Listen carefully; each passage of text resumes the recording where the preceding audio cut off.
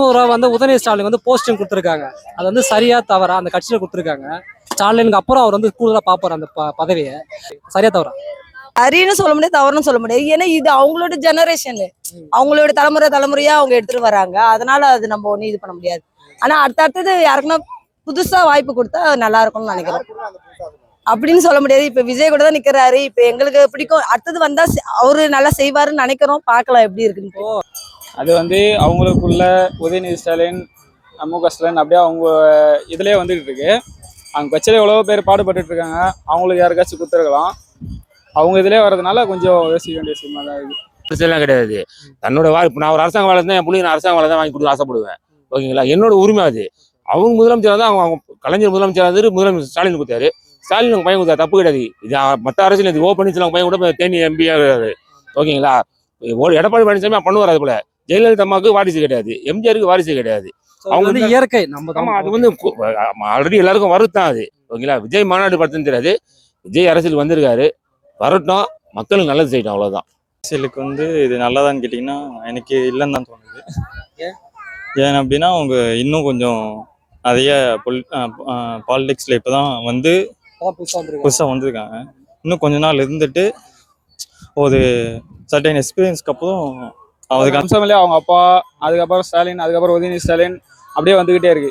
அவங்க கட்சியில எவ்வளவோ பேர் பாடுபடுறாங்க. அவங்களுக்கு யாருக்காச்சும் கொடுத்துருக்கலாம். உங்களுக்கு வந்து பிடிக்கல, ஒரு பப்ளிக்கா பிடிக்கல. ஆமா, சரிதானா? செய்வார் கண்டிப்பா. வாடகை வீட்டில் தான் இருக்கும். ரொம்ப ரொம்ப மிடில் கிளாஸ். அவங்க ஆட்சி தான் வந்து இருக்குது. கொஞ்சம் நடுவில் அவங்க லேடி இருந்தாங்க, ஜெயலலிதா மேடம். அப்புறம் இவங்க வந்தாங்க. அடுத்து இவங்க தான் வராங்க. வர்றது எந்த ஒரு பலனும் எங்களுக்கு கிடைச்ச மாதிரி தெரியல. வேலை ரொம்ப ரொம்ப ரொம்ப வேலை திண்டாட்டமா இருக்கு. அங்க பஸ் ஸ்டாப்ல ஆளுங்க, பஸ் ஸ்டாண்ட் வீட்டுல எல்லாம் வயசு பசங்க.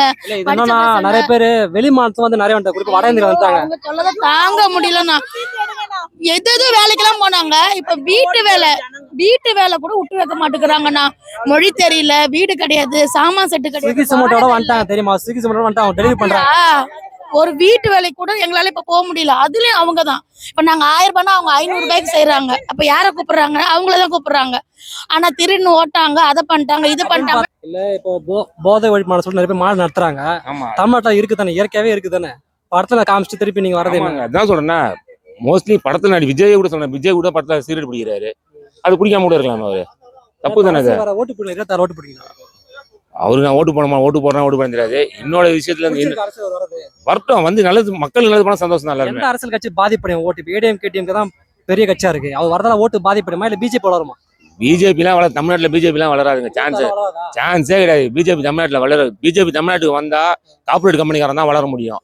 இருக்கிற அடித்தன மக்களும் ஏற்கனவே வெள்ளக்காரன் அடிமையா இருந்த போல இருக்கிற மக்களும் திருப்பி அடிமையா தான் போன கண்டி தலை நிமிர முடியாது. மற்றபடி தமிழ்நாட்டில் பிஜேபி வளர முடியாது. விஜய் வந்து மக்கள் நல்லது பண்ண சந்தோஷமான விஷயம் தான்.